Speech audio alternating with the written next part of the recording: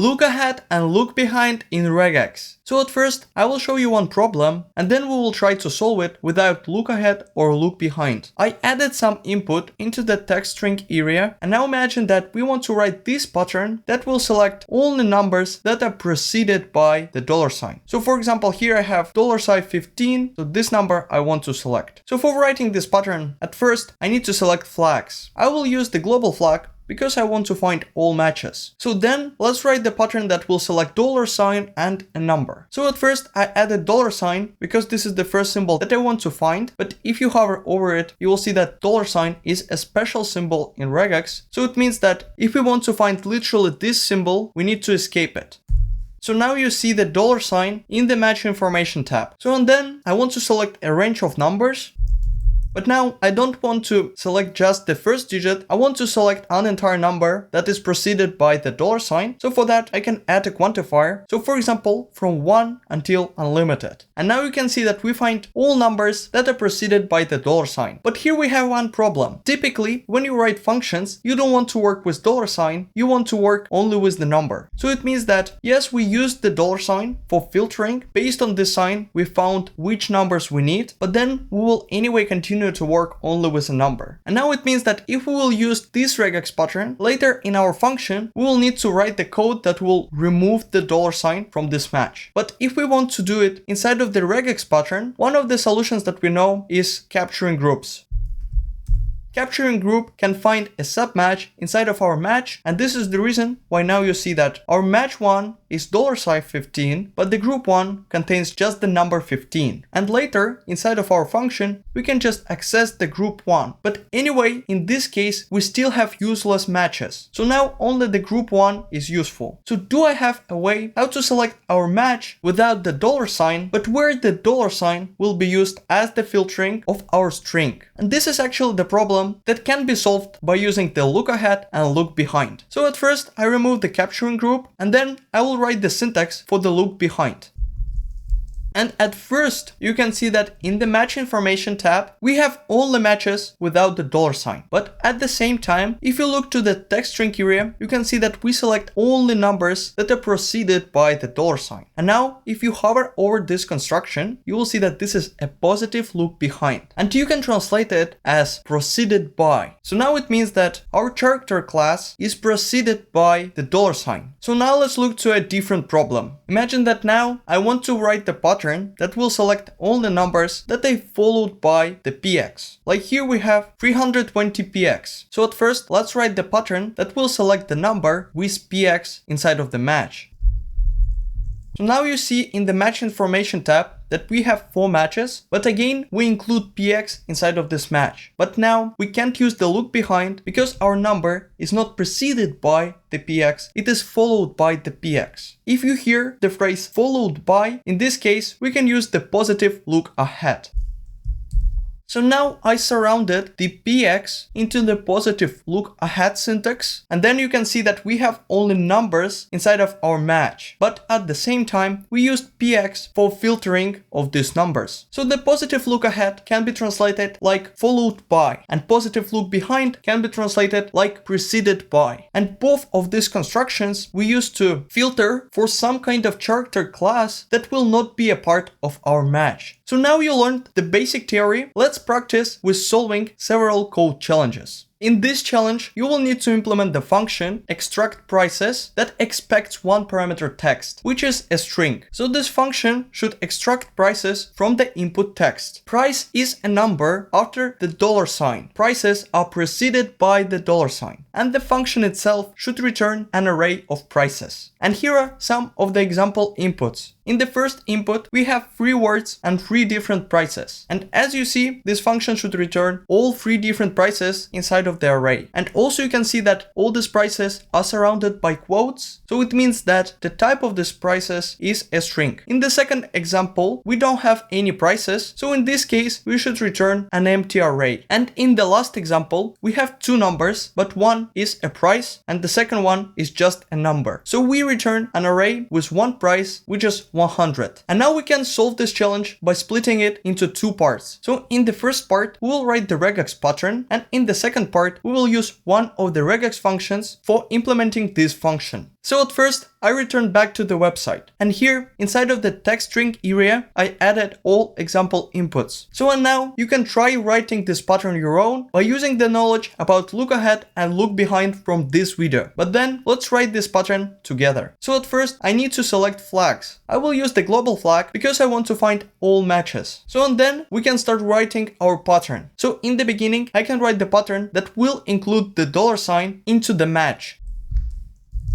So now we see that we select only numbers that are preceded by the $sign. You hear the construction preceded by, so it means that we can use the positive look behind for filtering our pattern by the $sign, but to not include it inside of our match. And now you can see that we have 4 matches and all these matches contain only numbers. And you also can see that we don't include the number 25 because this number is not preceded by the $sign. So now we can copy this pattern and then we can implement our function. Now on the right hand side you can see the VS Code, and on the left hand side you can see the console, and also you can see the 3 times word undefined, so it means that we are connected to our console. And now we can start implementing our challenge. So at first let's add the regex pattern. Then let's think what kind of regex function we will use. We want to return an array of prices. So I think that we can use the match function because match function returns an array of all matches.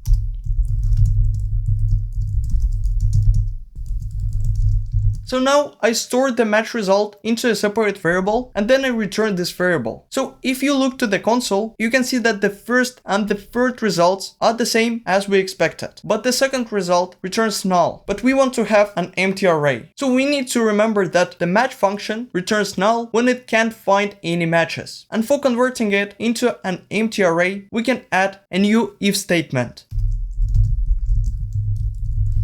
And now you can see that we have all the results that we expected, so it means that our function works correctly. Before solving the next challenge, let's learn about negative look ahead and negative look behind. So now imagine that we want to write the regex pattern that will select all numbers that are not preceded by the $sign. So at first I can write this pattern with positive look behind. Also I can add the global flag to see all matches. But now it means that we select all the numbers that are preceded by the $sign. But actually if we want to select the opposite numbers, we can change the positive look behind to the negative look behind. All what you need to do for that is just to change the equal sign to an exclamation mark.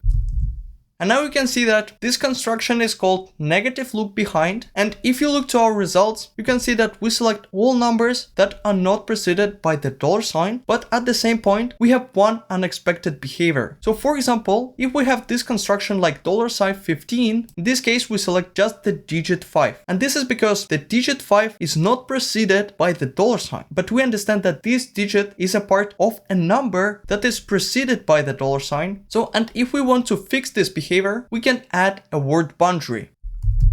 So, and word boundary here means that if we have a number that doesn't have any spaces inside of it, it must not be preceded by the $sign in order to be matched. So like here you see that we have $sign 15, and because this number don't have any spaces, we don't select this number. But if I add space and then I write any number, you will see that this number will be selected. So actually this is a very common construction. So if you use negative look behind, very often you want to use word boundaries inside of your pattern to solve this kind of problems as we had. And now I also want to show you how to filter for specific condition. So imagine that we have just this input like user123, and now we want to validate that this username contains at least one number. In this case, we can write a generic pattern that will select an entire line, and after that we can filter by using the positive or negative look ahead. So at first I add this construction dot, which means a character class of all possible symbols, and then I add a quantifier from 1 until unlimited. Now you see that we select an entire line, but then let's write the filter that will check that this line contains at least one number.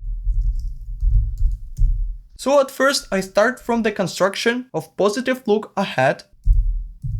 and then I add this structure like dot asterisk. And if you think, so dot is a character class of all possible symbols, and then asterisk means from 0 until unlimited. So when you add this combination, it actually means that our positive look ahead will scan an entire line, and then it can check for the condition that we will write after the asterisk. So if I want to check a digit, I can add a character class of digits. And now you see that we still have our match. This is also important to remember that character class by default has the quantifier 1. So let's explicitly add this. So now this quantifier doesn't change anything, but now you see a full pattern of how to write filters. So now let's change this condition to, we want to filter that our line contains at least 4 digits. In this case, I just changed this quantifier from 1 to 4. Now you see that we don't have matches anymore, but if I add one more digit, in this case, our line contains 4 digits, and this is the reason why we have our match. In the same way, if I want to filter that our line does not contain any digits, I can change the quantifier to 1, and then instead of the positive look ahead, I can use the negative one.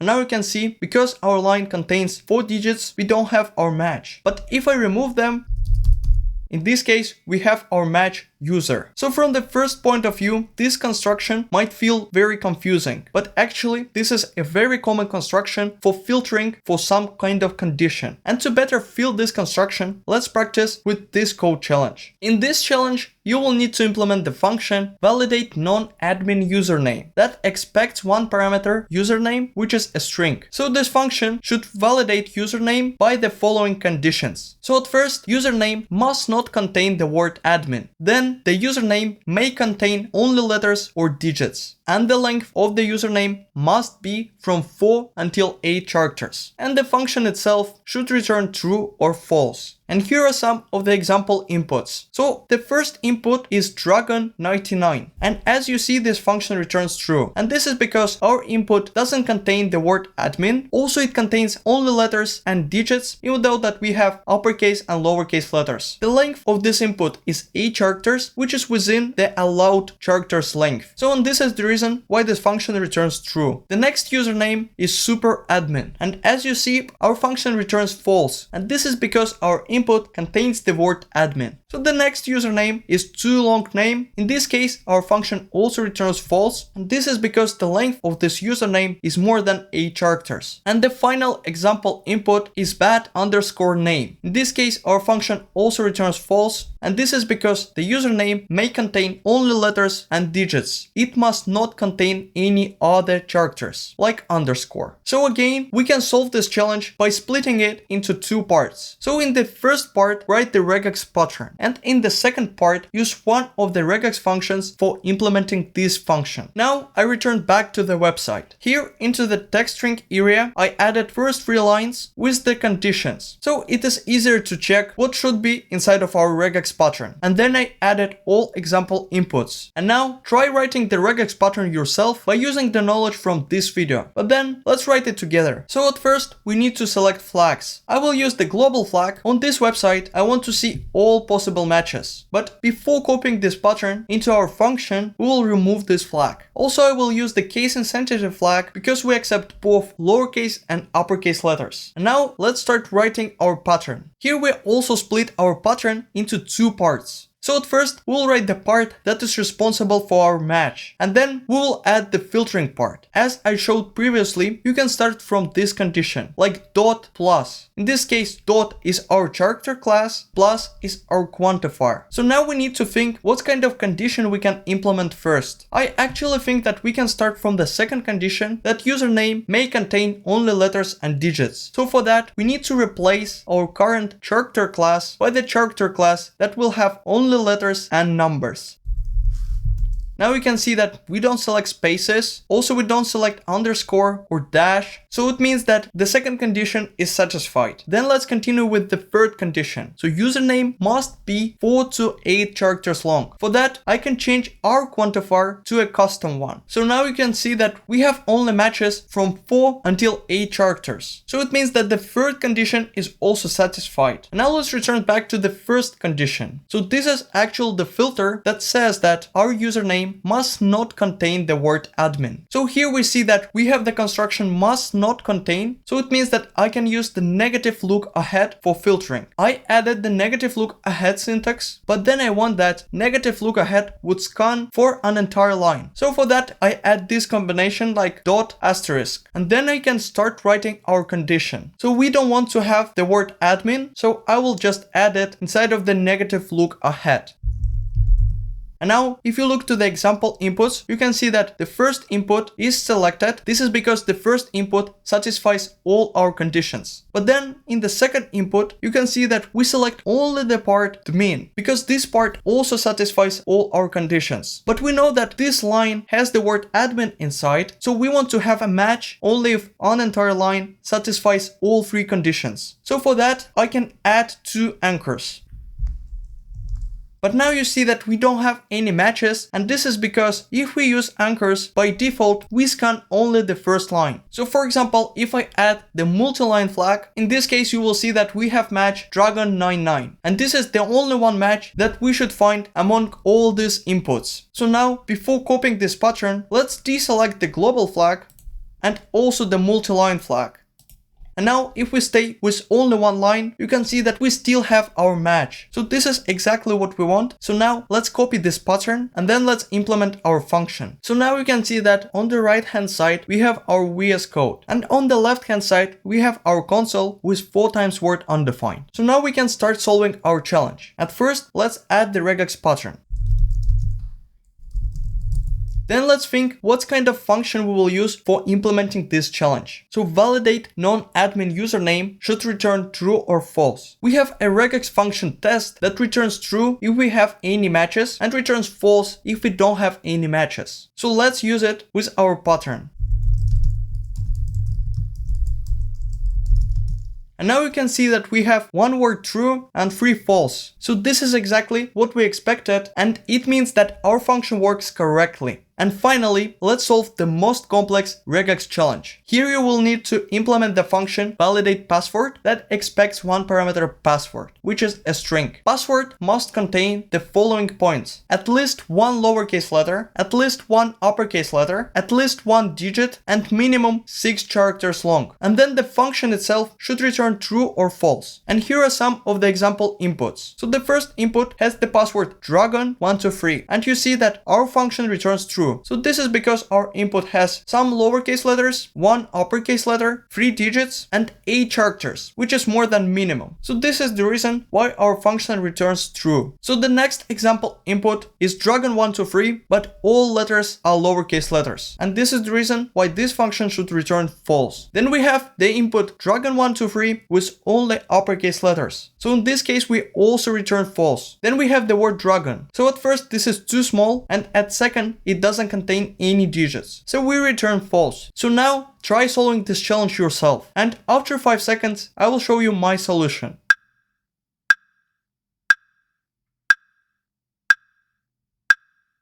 So this is the pattern that I had. It contains 3 different filters. So for lowercase letter, uppercase letter, and digits, the default character class is a dot, and this is because except of these filters, we might have any characters. And then I used the custom quantifier from 6 until unlimited. Also, I surrounded this pattern into anchors, and this is because I want that an entire line would satisfy all conditions in order to be matched. And then I used the test function because it returns true or false. So today you learned everything about the advanced look ahead and look behind. Thank you for watching.